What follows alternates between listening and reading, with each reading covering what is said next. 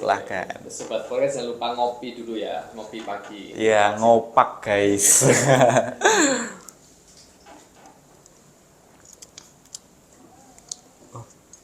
Ini teh ya. Ini teh. Halo Sobat Podcast, selamat pagi dan selamat datang di Tourism Talk K2 Pariwisata. Bersama saya Muhammad Lutfi Mubarok akan menemani pemirsa selama 30 menit ke depan. Nah Sobat Podcast, kalau kita ngomongin soal pariwisata nih, yang terlintas di pikiran kita mungkin cuma jalan-jalan aja nggak sih? Tapi ternyata dunia pariwisata itu luas sekali teman-teman, nggak cuma soal jalan-jalan aja. Nah, pada episode podcast kali ini, kita punya tema yang menarik nih, yaitu tentang peran industri pariwisata dan ekonomi kreatif dalam memaksimalkan dampak positif dan meminimalkan dampak negatif pada pariwisata. Menarik betik bukan? Nah, tentunya pada episode podcast kali ini, kita juga sudah mengundang nih narasumber yang inspiratif, mempunyai wawasan, dan berpengalaman dalam dunia pariwisata. Daripada teman-teman podcast penasaran dan tanpa menunggu waktu lagi, langsung saja kita sambut narasumber kita pada hari ini. Oke, selamat pagi bersama Mas Helmi ya. Baik, selamat pagi juga Mas Lutfi. Iya, selamat pagi Mas. Nah, Mas Helmi ini biasa dipanggil Mas Helmi atau Mas siapa nih? Helmi boleh. Mas Helmi aja ya. Oke, mungkin buat sobat podcast yang ada di rumah, mungkin belum kenal ya sama Mas Helmi ini. Mungkin Mas Helmi ini bisa langsung perkenalan aja Mas kepada sobat podcast yang ada di rumah. Baik, selamat pagi Sobat Podcast. Perkenalkan saya Helmi Andriansyah, biasa dipanggil Helmi. Kebetulan aku dari Gunung Kidul, hadir di Magelang untuk teman-teman semuanya. Ya, Masya Allah. Dari Gunung Kidul ya Mas? Dari Gunung Kidul. Berarti dari Gunung Kidul tuh dari sini berapa jam tuh Mas kalau sampai di Untidar ini? Kalau dari Gunung Kidul sampai di Untidar ini kurang lebih 2,5 jam Mas Lutfi. 2,5 jam. Wah, sangat lama sekali ya 2,5 jam ini nih bisa bikin boyok encok kayaknya ya kalau 2,5 jam ini berkendara ya. Oke. Untuk selain di Gunung Kidul mungkin Masnya lagi kalau tidak salah sedang berpendidikan S2 di UNI ya? Betul sekali Mas Lutfi, baru menempuh studi S2 di UNI. S2. Oke. Kalau boleh tahu ini semester berapa dan prodi apa nih Mas? Kalau basic aku sebenarnya di bahasa Jawa Mas. Oh, bahasa Kemudian, Jawa. Oke. Untuk ini di S2-nya baru semester awal, semester 1. Oh, baru semester 1. Berarti sakit ngomong bahasa Jawa nggih Mas? Sakit. Oh, sakit. Wah, bahasa Jawa ya teman-teman. Bahasa Jawa pastinya juga harus bisa bahasa Jawa. Oke, dari Mas Helmi ini kalau tidak salah juga menjadi duta pariwisata juga ya? Betul sekali Mas Lutfi. Kebetulan aku sempat join di Duta Pariwisata yang ada di Gunung Kidul. Tentunya itu di bawah Dinas Pariwisata Gunung Kidul. Dan memang untuk tugasnya sebenarnya untuk promosi dan juga membantu di Dinas Pariwisata dalam pariwisata yang ada di Gunung Kidul khususnya. Oh gitu, oke. Mungkin karena ini ya kayak dari openingnya aja udah menarik banget nih. Langsung aja kita tanyain aja ya sih kira-kira experience apa sih yang udah Mas Helmi dapat selama berkecimpung dalam dunia pariwisata ini. Mungkin bisa diceritakan. Nah, untuk di pariwisata memang kalau kita bicara pariwisata memang sangat menarik ya Mas. Yeah. Tadi sempat sampaikan Mas Lutfi, kalau kita bicara pariwisata tidak hanya dolan tok. Nah, betul. Akan tetapi juga ada jalan-jalan dampak negatif dan juga positifnya. Yeah. Nah, ini tadi sharing aja Mas Lutfi dan juga teman-teman sobat podcast di pagi hari ini. Memang kalau di dunia pariwisata kebetulan tadi kami menjadi duta pariwisata. Memang tujuan utamanya adalah untuk mempromosikan wisata yang ada di Kabupaten Gunung Kidul. Karena memang Mas Lutfi kalau di Gunung Kidul itu yang menjadi ikoniknya apa kira-kira? Kalau di Gunung Kidul ya, mungkin ke destinasi wisata pantai kali ya. Betul. Di pantai memang yang terkenal di Gunung Kidul adalah pantai dan juga beberapa tempat wisata yang ada di sana. Nah, kemudian pengalaman juga ini sempat kita kolaborasi bersama Dinas Pariwisata terkait dengan pengembangan dan juga semacam kita pemberdayaan di Pok Darwisnya dalam rangka untuk menjaga dan juga untuk tersistem ya agar karena banyak di sana ada tempat pariwisata dan juga tentunya agar sistemnya juga berjalan begitu. Dan juga beberapa kali sempat kita join juga di Dinas Pariwisata untuk kegiatan farm trip dari wisatawan asing. Kemudian juga ada beberapa event besar di Gunung Kidul terkait dengan pariwisata seperti GNS atau Gunung Kidul Next Specta itu juga kita dilibatkan dan tentunya juga itu sangat sangat luar biasa untuk luar biasa. menarik wisatawan hadir di sana. Wah, sangat luar biasa sekali ya teman-teman dari experience dari Mas Helmi ini. Tadi juga sempat nyinggung soal GNS ya Mas. Itu GNS itu sebenarnya acara apa sih Mas? Nah, GNS atau Gunung Kidul Next Spekta itu sebenarnya adalah event tahunan yang diadakan oleh Dinas Pariwisata ya Mas. Kemudian itu memang ada beberapa semacam konser, tapi tempatnya itu di destinasi wisata. Semacam Mas Lutfi tahu di Langgeran, Gunung Api Purba ya. Ah, iya, Nah, tahu-tahu. itu kemarin sempat kita ada beberapa kegiatan GNS di sana. Jadi memang kita konser musik, kemudian ada beberapa kita penampilan budaya, kita konsep acaranya itu di tempat wisata. Selain kita memberikan hiburan kepada masyarakat, juga kita memperkenalkan tempat wisata di situ sekaligus. Gitu. Oh, sangat menarik sekali ya. Jadi untuk GNS ini tuh acara seperti konser dan performance yang ada di destinasi wisata seperti itu ya Mas? Betul sekali Mas Lutfi. Oke. Nah, dari pengalamannya Mas Helmi ini sendiri nih, kalau soal pariwisata, mungkin yang bisa nyangkut ke industri pariwisata atau ekonomi kreatif itu kira-kira ada nggak sih Mas? Kalau dari experience sendiri dari Mas Helmi ini? Sebenarnya ada ya Mas Lutfi, karena kita berbicara tentang industri pariwisata dan juga ekonomi kreatif ya. Memang itu kan dua hal yang berbeda tetapi saling bersinergi. Kalau mungkin kita gampang untuk menerima kalau industri pariwisata adalah bagaimana cara kita untuk mendatangkan wisatawan untuk datang di tempat wisata. Tapi untuk ekonomi kreatifnya itu lebih ke produk ataupun budaya yang kita gunakan di sana ya. Itu memang sebenarnya ada di sana, harus ada hubungannya karena memang saling keterkaitan antara industri pariwisata dan juga ekonomi kreatif. Nah mungkin ini juga akan menambah beberapa nanti menjadi identitas dan sebagainya di tempat pariwisata. Gitu. Oke. Dan kalau menurut Mas Helmi sendiri nih, kalau dari wisata-wisata yang ada di Indonesia gitu ya, itu kira-kira udah pada nerapin belum sih kayak dari sistem industri pariwisata ini dan juga pakai ekonomi kreatif ini tuh udah banyak belum sih yang pada nerapin hal itu? Kalau dari wisata yang ada di Indonesia gitu, beberapa mungkin. Oke, kita bicara destinasi wisata yang ada di Indonesia ya Mas, Iya. universal di Indonesia. Memang kalau di beberapa tempat itu sudah ada. Mungkin tadi Mas Lutfi juga sempat datang ke Pantai Gunung Kidul, kemudian mungkin ke tempat-tempat yang lainnya juga mungkin sudah ada. Kita ambil saja karena aku dari Gunung Kidul ya Mas. Ambil contohnya dari Gunung Kidul. Ini kalau di Gunung Kidul itu adalah salah satu tempat wisata yang juga sudah menerapkan ekonomi kreatif, lebih ke budayanya. Oh, lebih ke budayanya. Jadi ada salah satu tempat destinasi wisata yang dimana nanti wisatawan ketika hadir itu akan disambut dengan sebuah tari tradisional, kemudian juga akan dikenalkan dengan gamelan.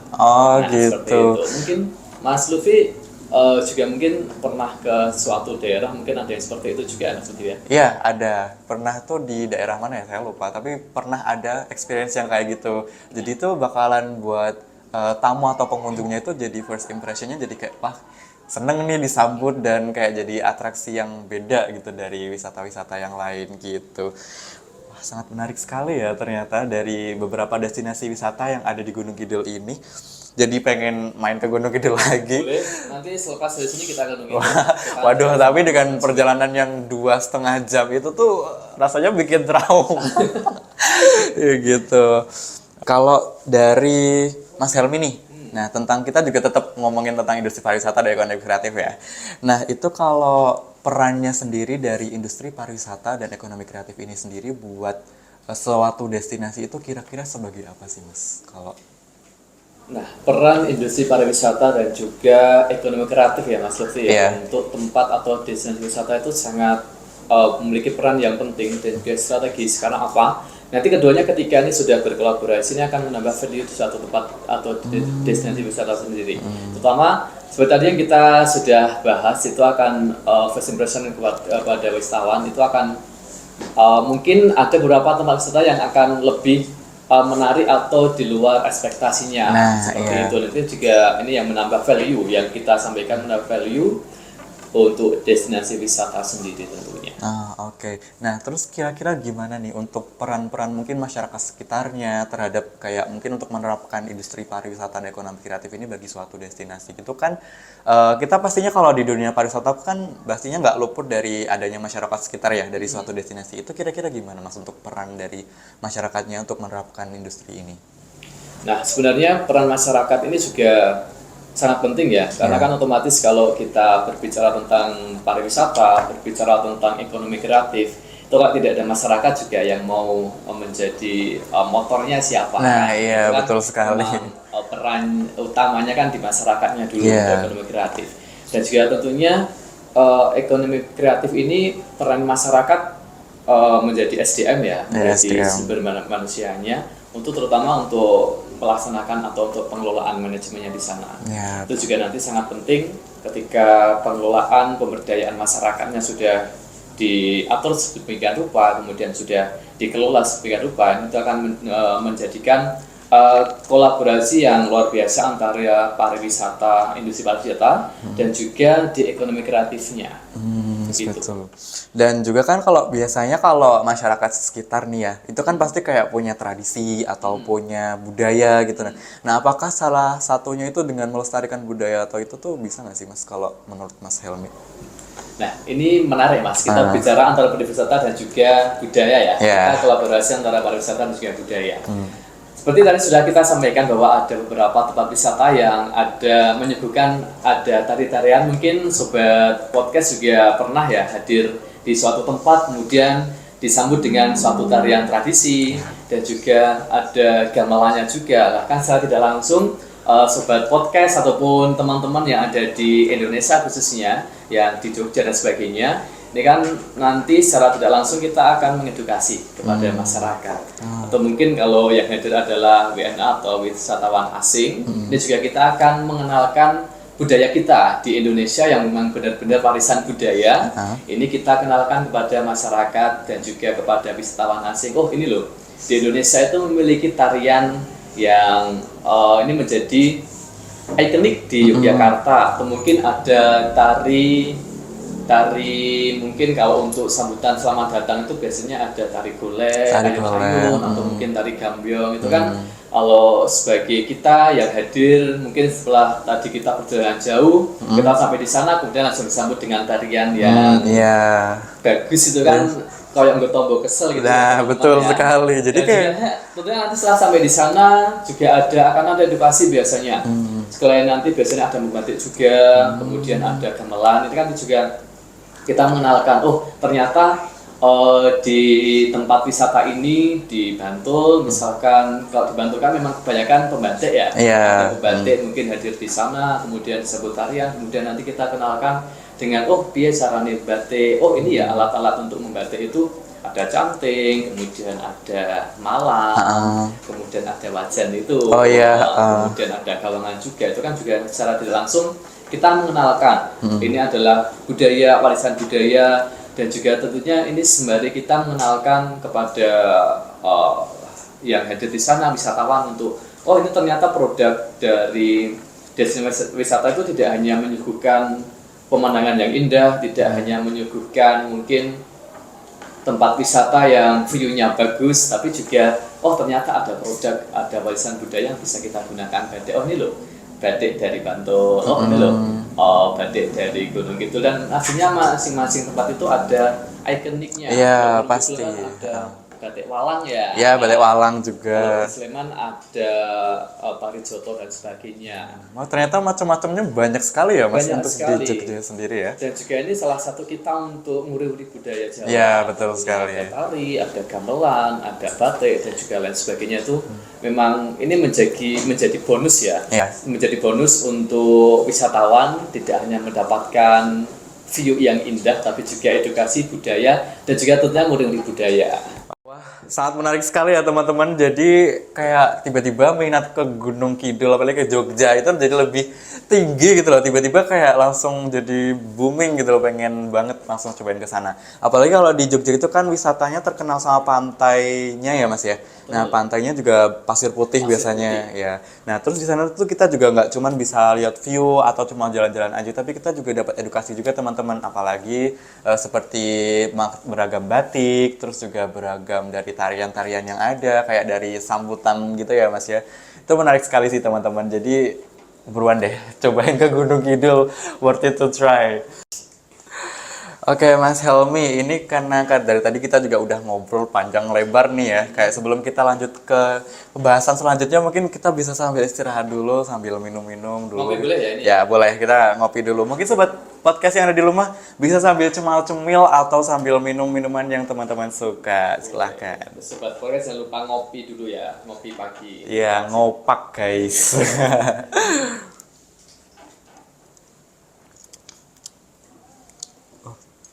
Ini teh ya? Ini teh. Ini teh. Padahal udah pede banget. Oh, pakai ternyata minumannya teh. Nggak apa-apa. Teh lebih friendly buat perut lah ya. Betul sekali. Bisa diterima setiap orang kayaknya ya. Oke, mungkin kita lanjut aja ke pembahasan selanjutnya ya Mas ya. Karena tadi kita juga udah ngobrolin soal nih dari perannya, terus juga pariwisata ekonomi kreatif itu gimana. Mungkin kan juga pasti pertimbangannya itu pasti ada dampaknya ya dari semua aktivitas kepariwisataan tersebut. Nah, mungkin kalau menurut Mas Helmi nih, kalau dari dampak positifnya dulu nih, kita mulai dari positif-positif dulu aja kali ya. Kira-kira dampak positif buat masyarakatnya nih, khususnya pada ekonominya atau dari segi lingkungannya itu gimana kira-kira? Nah, kita bicara tentang industri pariwisata juga ekonomi kreatif ya, Mas Lutfi ya. Ya, Ini memang dampak positifnya juga banyak di Ekraf untuk masyarakat. Yang pertama tentunya ketika industri pariwisata sudah berjalan, kemudian Ekraf juga berjalan, nanti itu akan membuka lapangan pekerjaan. Betul. Pasti. Kemudian yang kedua, ini juga tentunya akan menambah pendapatan daerah ya. Kalau ketika wisatawan hadir, kan biasanya ada retribusi, kemudian dan sebagainya, itu kan akan menambah pendapatan daerah. Kemudian yang ketiga dari segi positifnya dari adanya industri pariwisata dan juga adanya Ekraf itu akan pemberdayaan masyarakat. Pemberdayaan masyarakat ya mungkin ada kaitannya juga dengan menambah lapangan pekerjaan ya Mas Lutfi ya. Kemudian tentunya ini nanti akan membangun infrastruktur daerah. nah betul. Nah ini dampak positifnya kita bicara tentang industri pariwisata dan juga ekonomi kreatif. Nah harapannya kan juga nanti ketika ini juga sudah berjalan industri pariwisata dan juga ekonomi kreatif berjalan, masyarakat berdampak positif, otomatis nanti ekrafnya banyak wisatawan hadir, banyak membeli produk, kemudian produk-produk dari masyarakat yang dihasilkan juga banyak yang dibeli oleh wisatawan, itu kan juga menambah kesejahteraan masyarakat. Betul, iya betul. Nah tadi kan juga Mas Helmi sempat nyinggung tentang pemberdayaan masyarakatnya. Itu kira-kira pemberdayaannya tuh gimana Mas untuk pemberdayaannya? Nah, pemberdayaan masyarakat mungkin kita lebih ke UMKM-nya ya. Mungkin kita pemberdayaan, kita nambah skill. Oh, bagaimana nih cara untuk dari segi pengemasan produk, misalnya kalau produknya UMKM, bagaimana membuat kemasan packaging yang menarik, kemudian bagaimana membuat suatu produk yang inovatif. Ini juga untuk menarik wisatawan hadir kemudian membeli produknya. Kemudian juga pemberdayaan terkait dengan ini nih Mas, terkait dengan bagaimana untuk mengelola tempat wisatanya juga. Kita ada tempat atau destinasi wisata atau di industri pariwisata, kita pemberdayaannya juga di situ. Jadi lebih ke menambah soft skill dan juga pelatihan-pelatihan seperti itu. Oh gitu, oke. Berarti tetap berdampak positifnya tuh banyak sekali ya tentunya untuk masyarakat sekitarnya. Dan kalau kita juga udah ngomongin soal yang positif, pasti ada negatif ya. Itu karena dua hal itu tuh pasti nggak jauh-jauh, karena pasti ada positif, pasti ada negatif. Nah kalau menurut Mas Helmi nih, kalau dari dampak negatifnya dari aktivitas kepariwisataan ini nih, khususnya juga kayak tadi nih di masyarakatnya, lingkungannya, bahkan sampai ke ekonominya itu kira-kira gimana? Nah, kalau kita bicara tentang dampak negatif, tentunya ketika industri pariwisata itu sudah berjalan, kalau sudah berjalan otomatis nanti akan banyak wisatawan yang hadir, di tempat wisata itu kalau tidak kita edukasi, nanti akan yang paling ketok motor. Iya betul betul. Sampah. Iya betul sih. Iya. Sampah kan memang banyak ya. Mungkin Mas Lutfi pernah hadir atau mungkin berkunjung ke tempat wisata di pantai, mungkin banyak sampah Iya berserakan. betul betul. Yang itu maaf merusak pemandangan. Betul. Asli itu kalau ada first impression kalau ngeliat sampah kok jorok banget nih banyak sampah. Padahal kan juga terkadang kadang pelaku juga. Jadi kayak rasanya tuh nggak bisa buat relate tuh sama hal itu yang kayak udah biasa aja tapi ada sampah tapi tetap kayak aduh ada sampah nih. Jadi first impression buat citra destinasinya jadi jelek ya otomatis Betul, ya. itu yang pertama berarti kan pencemaran lingkungan di sampah. Kemudian yang kedua biasanya ada pengalihan lahan, Mas. Pengalihan lahan. Misalkan kalau di pantai, kan biasanya ketika di pantai kemudian ada warga yang punya mungkin lahan, itu kan yang biasanya bisa kita gunakan untuk menanam pohon dan sebagainya, itu dialihfungsikan, digunakan untuk membangun penginapan, kemudian sebagai parkiran. Itu juga mungkin sebenarnya itu juga salah satu kita untuk mengelola, tapi kalau secara berlebihan juga tidak bagus ya. Iya Harus betul.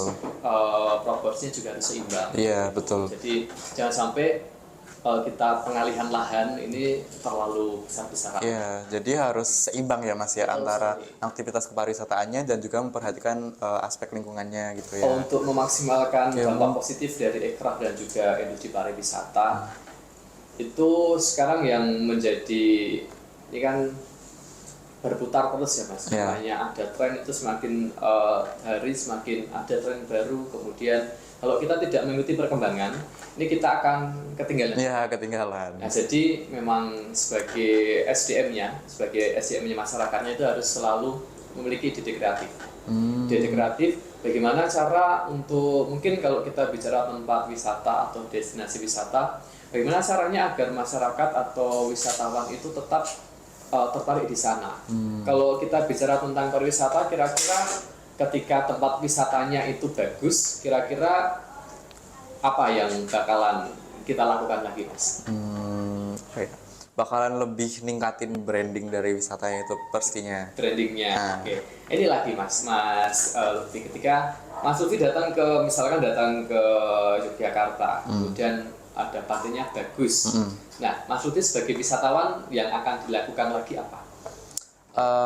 Kalau saya sendiri ya, kalau misalkan datang nih ke wisata tersebut, itu kalau misalkan sekiranya tempat itu worth it buat dikunjungin, kayak dari aksesnya mudah, terus juga tempatnya bagus view-nya, terus juga dari retribusinya juga sesuai dengan yang dikasih, itu pastinya kayak ngasih rating buat di Google Maps, terus juga kalau bisa juga bikin konten buat di up, jadi biar tempat itu tuh viral dan dikenal banyak orang. Itu kayaknya yang kayaknya bakalan aku lakuin sih kayak gitu sih kayak. Bakal repeat nggak? Ya, kayaknya bakal repeat lagi sih kalau itu repeat. Ya. Poinnya bakal repeat ketika di destinasi wisata itu sudah maksimal optimal dari segi view-nya, kemudian fasilitasnya, aksesnya juga mudah, retribusinya juga ramah tentunya, dan wisatawan yang hadir itu puas, otomatis kita akan repeat, akan datang lagi. Nah itu yang harus kita maksimalkan. Bagaimana cara membuat wisatawan itu repeat lagi, datang ke sana lagi. Itu yang perlu kita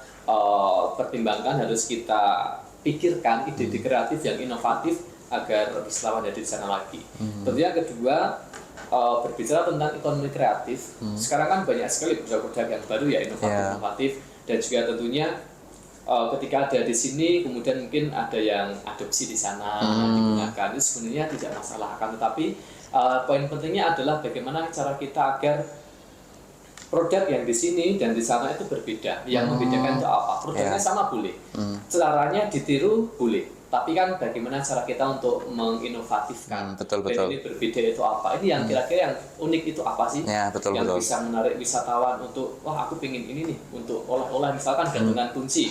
Ini gantungan kunci ini misalkan di pantai Samas, ini ada nih di Samas, tapi di sana juga ada, tapi yang ngopo kok aku kudu tuku yang di Samas ini yang menjadi ikonik atau yang menjadi uniknya itu Iya, apa? Nah, itu uniknya yang apa? harus dipikirkan masyarakat sebagai pelaku di ekonomi kreatif. Gitu. Jadi intinya tuh boleh sama tapi harus ada pembedanya gitu loh, dari daya tariknya atau dari sesuatunya, pokoknya ada bedanya gitu lah ya.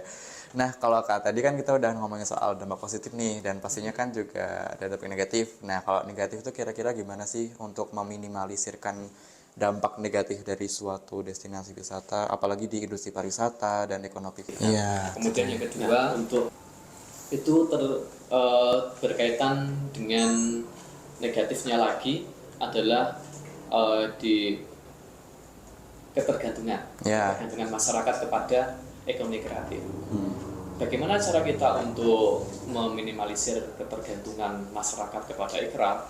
Nah, ini juga sebenarnya adalah kebijakan dari dinas ya. Ya, Misalkan betul. memberikan pelatihan atau mungkin agar tidak terfokuskan di ekonomi kreatifnya, tapi lebih nanti bisa ke UMKM atau mungkin pemberdayaan yang lainnya yang tidak hanya berkecimpung di ekonomi kreatif yang ada di tempat wisata. Mungkin nanti bisa untuk penambahan skill atau mungkin nanti terkait dengan produk-produk itu bisa dipasarkan tidak hanya di tempat wisata tapi di tempat yang lainnya. Itu menambah soft skill di pemberdayaan masyarakat. Gitu ya. Wah, sangat banyak sekali sebetulnya untuk langkah-langkah untuk maksimalkan dan juga minimalisir, dan itu dia tadi beberapa langkah untuk maksimalkan dan minimalisirnya ya Mas Helmi ya. Betul, Mas. Tuh, itu bisa teman-teman yang ada di rumah, kalau teman-teman berkunjung itu bisa diterapkan teman-teman buat keberlanjutan pariwisata untuk kedepannya gitu. Nah, mungkin Mas Helmi ini punya kesan atau saran nih buat pemirsa yang ada di rumah, ataupun khususnya buat mahasiswa ataupun siapapun yang jadi generasi muda gitu. Mungkin ada saran atau pesannya Mas bisa disampaikan. Nah, untuk kita ya, Ya. kita generasi muda. Ya, kita generasi muda nih. Kita dan juga sobat podcast yang mungkin dimanapun berada ya, tentunya kita itu bisa memiliki peran yang cukup luar biasa di dunia industri pariwisata tentunya.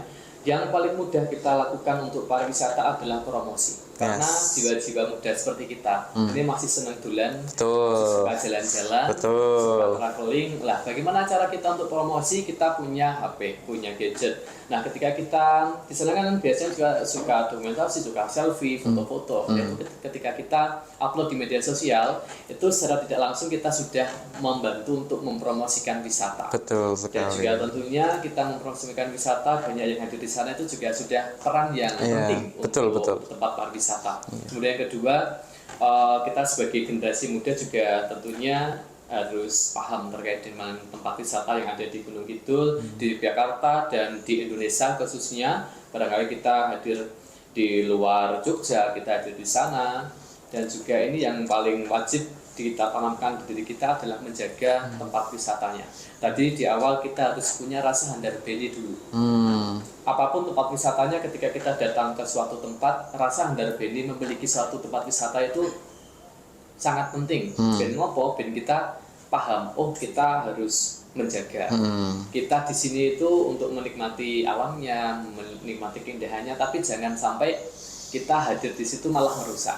Betul sekali. Jadi kita harus memberikan dampak yang walaupun tidak besar tetapi ada. Kita betul. berkontribusi juga untuk mempromosikan wisata dan juga tentunya menjaga destinasi wisata agar tetap berkembang dan juga tentunya bisa berkelanjutan, biar bisa dinikmati oleh anak cucu kita di kelak-kelak di tahun-tahun berikutnya. Ya, wah sangat luar biasa sekali ya. Jadi dari setiap langkah kecil untuk impact yang lebih besar gitu Betul ya Mas ya. Jadi seberapa langkah kecilnya tuh bakalan tetap berkesan dan punya impact ya tetapnya buat pariwisata itu. Oke teman-teman, udah nggak terasa ya, kita udah ngobrol udah panjang lebar, kayaknya udah sampai 30 menit ya, nggak terasa. 30 menit ya udah kayak 30 menit ya nggak kerasa ya. Kayak rasanya tuh kayak barusan mulai udah tiba-tiba udah 30 menit aja. Oke pemirsa, tidak terasa kita sudah sampai di penghujung sesi dari podcast kita hari ini.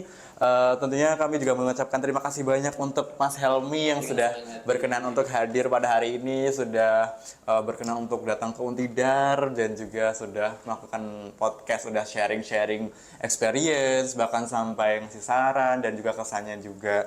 Dan juga kami juga mengucapkan terima kasih buat teman-teman yang ada di rumah Sobat Podcast yang sudah menyimak podcast ini dari awal hingga selesai. Sampai jumpa di episode podcast selanjutnya dan sampai jumpa.